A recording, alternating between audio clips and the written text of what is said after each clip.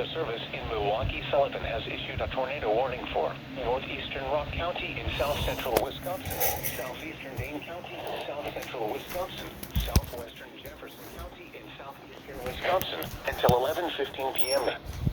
At 10:44 p.m., a severe thunderstorm capable of producing a tornado was located near Edgerton, moving northeast at 55 miles an hour. Hazard, tornado. Source, radar indicated rotation. Impact, flying debris will be dangerous to those caught without shelter. Mobile homes will be damaged or destroyed. Damage to roofs, windows, and vehicles will occur. Tree damage is likely.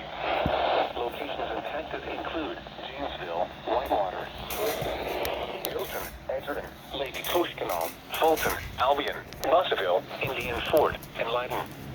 Take cover now. Move to a basement or an interior room on the lowest floor of a sturdy building. Avoid windows. I got it.